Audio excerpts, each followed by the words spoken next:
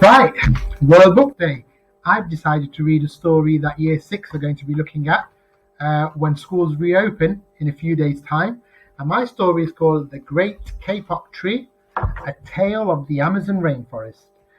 It's a book that I've read recently and I really enjoyed it. And it's got some amazing pictures, which I hope you can capture as I go through the book. But yeah, The Great Kapok Tree, let's have a read. Two men walked into the rainforest. Moments before, the forest had been alive with the sounds of squawking birds and howling monkeys. Now all was quiet as the creatures watched the two men and wondered why they had come. The larger man stopped and pointed to a great kapok tree. Then he left.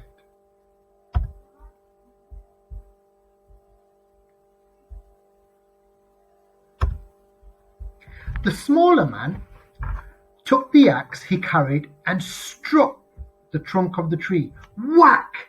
Whack! Whack! The sounds of the blows rang through the forest. The wood of the tree was very hard. Chop, chop, chop. The man wiped off the sweat that ran down his face and neck. Whack! Chop! Whack! Chop! Soon the man grew tired. He sat down to rest at the foot of the great kapok tree. Before he knew it, the heat and hum of the forest had lulled him to sleep. A bow constrictor lived in the kapok tree. He slithered down its trunk to where the man was sleeping. He looked at the gash the axe had made in the tree.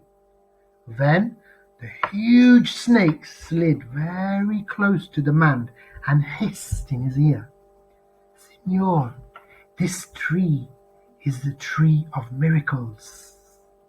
It is my home where generations of my ancestors have lived. Do not chop it down.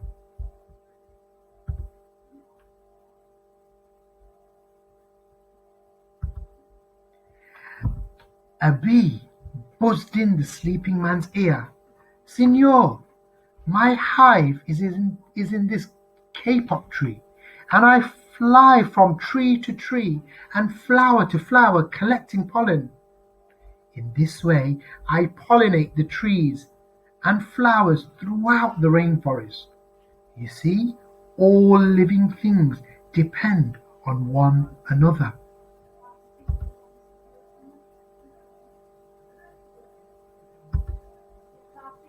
A troop of monkeys scampered down from the canopy of the kapok tree. They chattered to the sleeping man. Senor, we have seen the ways of man. You chop down one tree, then come back for another and another. The roots of these great trees will wither and die, and there will be nothing left to hold the earth in place. When the heavy rain comes, the soil will be washed away, and the forest will become a desert.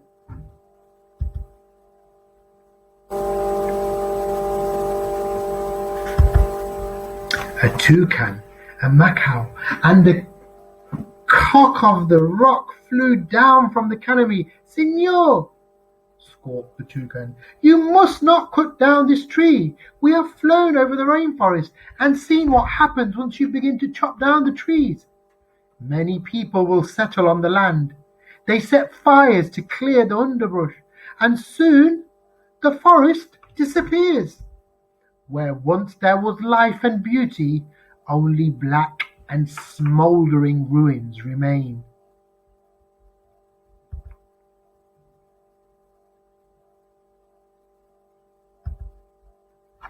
A bright and small tree frog crawled along the edge of a leaf. In a squeaky voice, he piped in the man's ear, Senor, a ruined rainforest means ruined lives, many ruined lives. You will leave many of us homeless if you chop down this great kapok tree.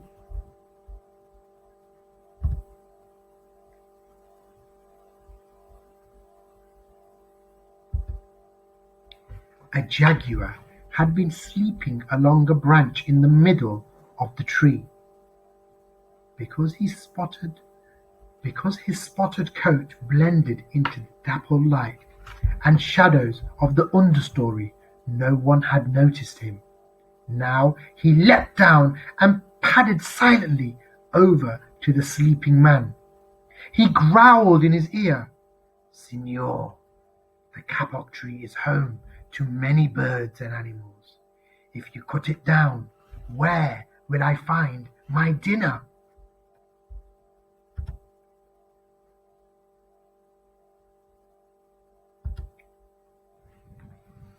Four tree porcupines swung down from the branch to branch and whispered to the man, "Senor, do you know what we animals and humans need in order to live? Oxygen. And Senor, do you know what trees produce? Oxygen. If you cut down the forest, you will destroy that which gives us all life."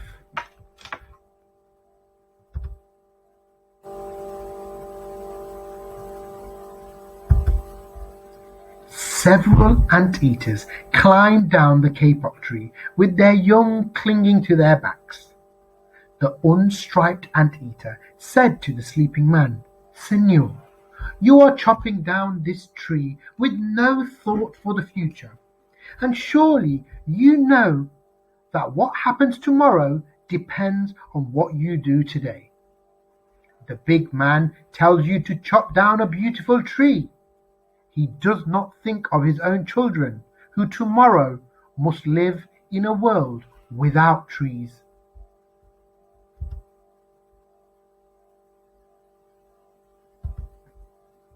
A three-toed sloth had begun climbing down from the canopy when the men first appeared.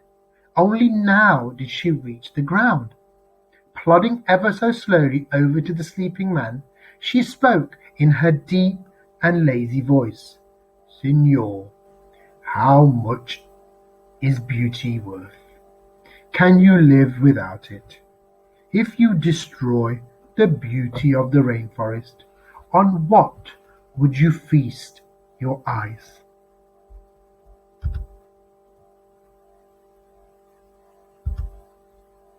A child from the Yanomamo tribe who lived in the rainforest knelt over the sleeping man. He murmured in his ear, "Senor, when you wake, please look upon us all with new eyes."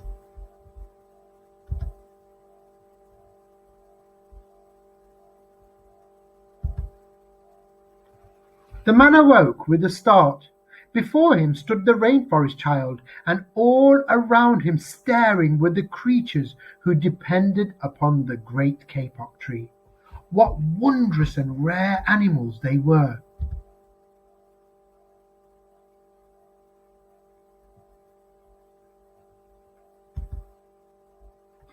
The man looked about and saw the sun streaming through the canopy.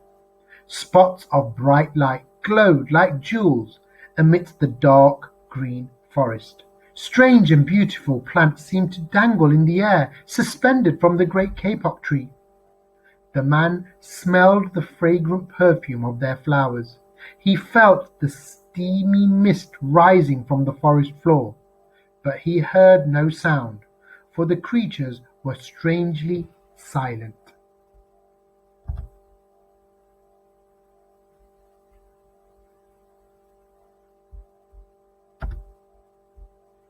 The man stood and picked up his axe. He swung back his arm as though to strike the tree.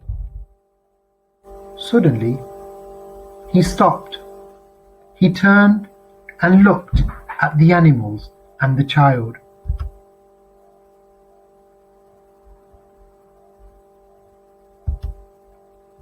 He hesitated. Then he dropped the axe and walked out of the rainforest. And that is the end of the great kapok tree.